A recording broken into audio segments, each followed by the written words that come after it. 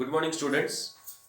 In this class, we will do the reheat cycle. We'll discuss the reheat Rankine cycle again briefly and move on to solving a problem which will further clarify your uh, idea about a reheat Rankine cycle and the concept of reheating. Now, in the last class, if you see, we discussed the modification in Rankine cycle for a particular cause. The cause was that when during the peak load hours the demand of the consumer is high, the power plant has to generate more power in order to satisfy the peak demand, right? So for that, one solution is that you set up another plant which will supply the additional power during the peak load hours, but that is very costly, expensive, cumbersome, and it will require a lot of land space. So in order to avoid that, what we can suggest, we can modify the existing plant, and during the peak load hours we can move on to the modified, switch over to the modified mode, so that the same plant generates more power for a stipulated time. So that modification that was proposed was called reheating. And in the reheating, what happens, try to recall that what we discussed in the last class. What happens, normally in a simple Rankine cycle, the steam in the turbine expands from the high pressure, that is boiler pressure, to the lowermost pressure, that is the condenser pressure, at one go, in one turbine, at one stage, in one step.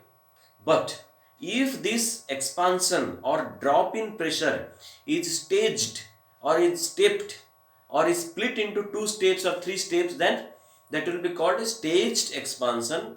And in such a case of staged expansion, instead of one turbine, you can use two turbines. So there will be one turbine where the steam coming out of the boiler will expand from boiler pressure to an intermediate pressure.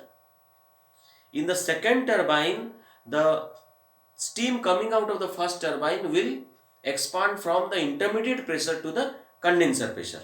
Okay, and in between the two turbines, there will be another unit called a heater, or precisely called reheater, which will heat the steam coming out of the first turbine at constant pressure back to a higher value, so that expansion will be more.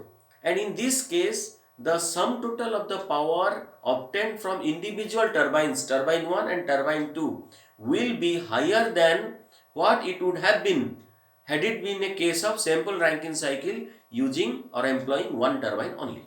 Okay, so if we switch over to this modified mode called reheat Rankine mode, then we can generate power from two turbines instead of one, and can therefore generate more work output or more power output for meeting the peak load hour demand of the consumers. So here you will have 6 cardinal points: 1, 2, 3, 4, 5, 6.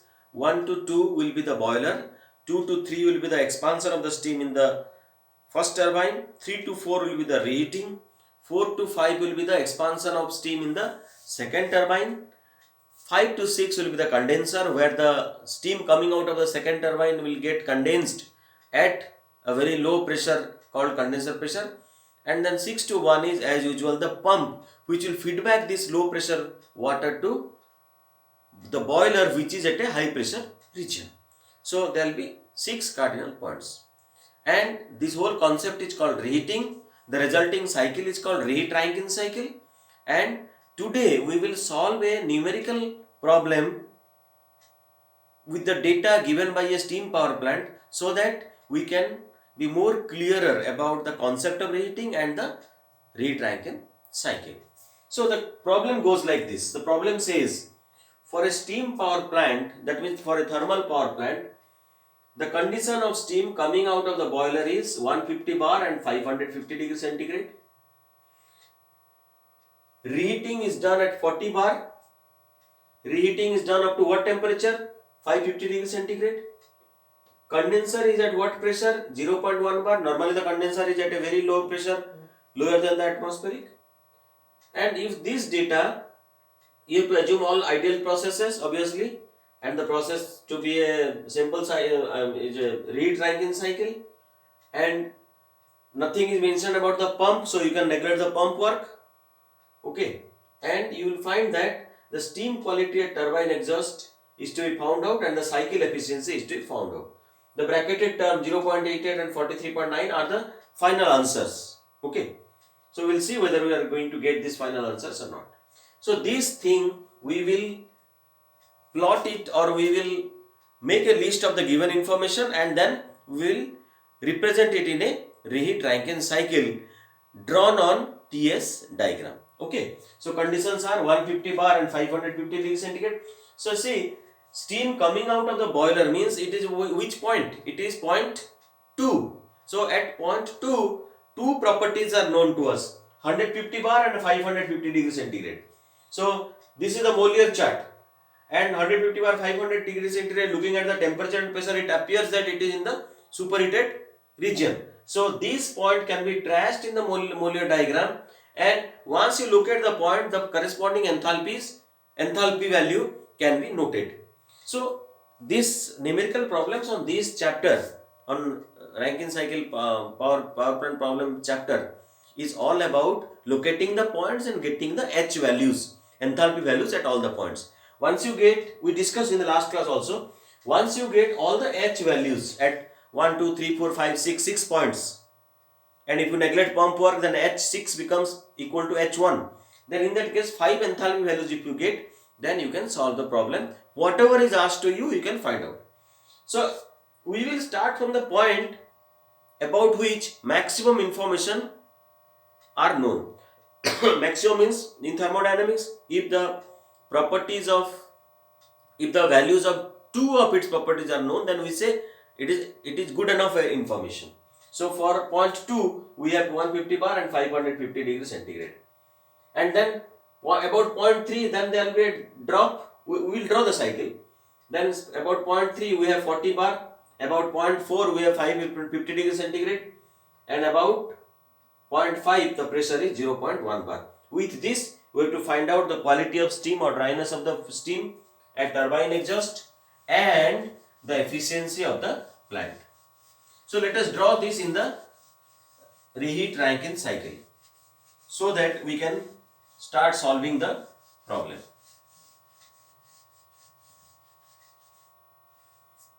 So first thing what you have to do, you have to do the block diagram. The block diagram shows the units in that particular problem, the different units of the plant and how they are arranged, how the flow of the working substance, that is steam, is taking place. So you have the boiler.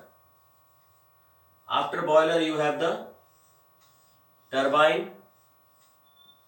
From this turbine you go to a reheater, then go to the second turbine, then come to the condenser, and from the condenser you have a pump which feeds it back to the boiler. So this is 1, this is 2, this is 3, this is 4, this is 5, and this is 6. So between 1 to 2 you have the boiler, between 2 to 3 you have the turbine 1, between 4 and 5 you have the turbine 2, and in between you have the reheater 3 to 4, this is the reheater. Then you have the condenser between 5 and 6, and between 6 and 1 you have the pump. And what are the things that are given to you? You must make a list of given information. So what are the things? One is the, at different points we should gather the input values, and then we'll try to find out the other values. Now given data are, you make a list like this, but because there is shortage of space I am writing it at one go. So point 2, T2 is 550 degrees centigrade, P2 is 150 bar. What is the reheat pressure? The reheating is done at this pressure, intermediate pressure, that is P3 is equal to P4 is equal to 40 bar. Then T4 is 550 degrees centigrade. Then P5 is 0.1 bar. These are the information given to us. Okay. So this is the cycle, this is the flow diagram, and these are the information given to us. So in any power plant problem, you should be able to draw the flow diagram, the TS diagram, the HS diagram. The three diagrams must be drawn. And as I had told earlier also, the diagrams need not be beautiful, but the diagrams are only schematic diagram and indicative diagram, but they should be thermodynamically correct. That means the arrow mark must be given everywhere to show the direction of flow of the working substance, like this. Otherwise it will be wrong. Okay. And all points must be labeled, 1, 2, 3 must be named, and after that you must give the, so this is the flow diagram. After that you must give the TS diagram and HS diagram, and then side by side you can make a list of given information. And when you give the information, you can write simply like this: T2, P2, P3, T4, like that, because that indicates that these are the property values at different points. You need not explain what is P3, what is P5, etc. Okay, so let us draw the TS diagram. The TS diagram will be like this.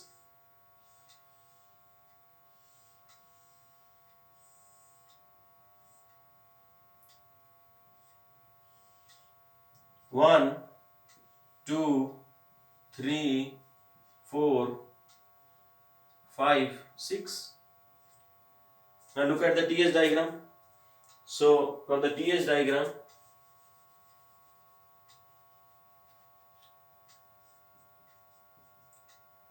T4 is 550 degrees centigrade, P4 is 40 bar. Okay. P4 is also equal to P3. Now see, this is the TS diagram. So 1 to 2 is the boiler, 2 to 3 is turbine 1, 4 to 5 is turbine 2, and in between 3 to 4 is reheater. Then 5 to 6 is your condenser, this is T and this is S. So just draw a diagram like this. Give the arrow mark showing the flow direction and the direction of the processes, and also name the points so that can be referred to the values that are given in the list. Similarly, HS diagram will be, only the dome will be like this. So it will be like this: 1, this is 6, this is 1, 2, 3, 4, 5, 6. Okay. Now the challenge is to find out enthalpy values at all the points. Enthalpy values at all the points. Now which one is out of this is the point where or for which you know the maximum information? Obviously point 2, because point 2 is the condition which of the steam when it comes out of the boiler, and condition is 550 degrees centigrade and 150 bar. So in this Mollier diagram, if you can locate the point of 550 degrees centigrade and 150 bar, so 150 bar and 550 degrees centigrade. 550 degrees centigrade, 150 bar. 150 bar. So this is the point 3460. So we have located the point. So H2 is 3460 kilojoules per kg. That is the H value, specific enthalpy at point 2. Now point 2 के बाद what is the nearest point we can go? What information we have about point 3? About point 3 we only know that it is at 40 bar because there the reheating is taking place. So point 3 refers to 40 bar. So point 3 is on 40 bar line. What else we know about point 3? We do not know any other property value, but we certainly know that it is vertically down point 2. So you can draw a vertical. Once this is point 2, you can put your scale vertically here, and wherever it crosses the 40 bar line, that point will be 0.3. So H3 will be some kilojoules per kg as we read from this Mollier diagram. So how to get 0.3? Drop a vertical line from point 2, wherever it cuts the 40 bar line, that is your 0.3. Once you get H3, then what about 0.4? About 0.4, the pressure is 40 bar and temperature is 550 degrees centigrade. So 0.4 also is not very difficult to locate because two properties are known to you. So 40 bar pressure, earlier you were finding out at 150 bar and 550 degrees centigrade. Now you are finding out the point or trying to locate the point at 40 bar pressure. So 40 is somewhere here, 40 bar pressure and 550 degree centigrade line. So 40 bar and 550 centigrade line.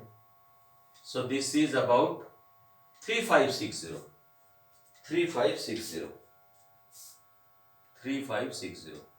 H4 is 3560 kilojoules per kg. Alright. So number 2 मिल गया, H2 मिल गया, H3 मिल गया, H4. Then what about 0.5? 0.5 is vertically below 0.4 and its pressure is 0.1 bar. So again from 0.4 you can drop a vertical, and wherever it cuts the 0.1 bar line, that will give you 0.5. So you can read H5. And what about H6? In the last class we solved a problem. How do you get H6? H6 is nothing but your HF at 0.1 bar. So you will not find this in the Mollier diagram. You have to refer to the steam table, and in the steam table you will get HF at 0.1 bar, and that will give you the value of H6. So it is about 191 kilojoules per kg. So because you are neglecting pump work, so H1 and H6 are same. And I told you that in Rankine cycle power plant, the pump work is so small compared to the turbine work that very often the pump work is assumed to be zero. It does not mean that you are eliminating the necessity of pump or you are not considering the existence of the pump. Yes, pump will be there, but the pump work will not be considered. It will be assumed to be negligibly small compared to the turbine work. Therefore, it will not have any significance as far as its magnitude is concerned, but pump has to be there. So pump is there, and 0.1 to 6 will be there, but H1 will be equal to, or is assumed to be equal to H6. So now you get 1, 2, 3, 4, 5, 6 all the points. So all that you need to find out is quality of steam at turbine exhaust. What is the turbine exhaust? Turbine exhaust is 0.5. So 0.5 will be somewhere here. So from here in the Mollier diagram itself, you will have the constant dryness fraction lines 1, 0.5, 0.8, 0.85 like that. So from there you can read the dryness fraction. So the first answer to the first bit is 0.88. This is the quality of steam or dryness fraction of steam at turbine exhaust, that means at 0.5. So it is at 0.5, it is inside the dome, it is in the transition zone, and it is neither saturated vapor nor saturated liquid, but it has a dryness fraction between 0 to 1, and that value comes out to be 0.88 as per the problem. Okay, as per the information. Then what else you need to find out? You have to find out the other one, that is efficiency of the cycle. What is the efficiency of the cycle? The total amount of work output divided by total heat input. Okay.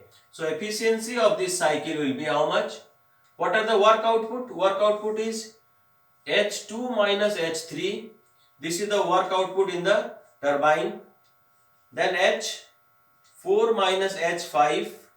This is the work output in the second turbine, divided by H1 minus H2 minus H1. This is the heat supplied in the boiler, plus what is the heat supplied in the reheater? H4 minus H3. So since you have the numerical values of absolute values of all these enthalpies, so you can find out the difference in enthalpy at every point and find out the work obtained from T1 and T2 and heat input given in the boiler and as well as in the reheater. So that will come out to be say 43.9% for this particular problem. So put the values. If the final answer varies marginally here and there, don't worry.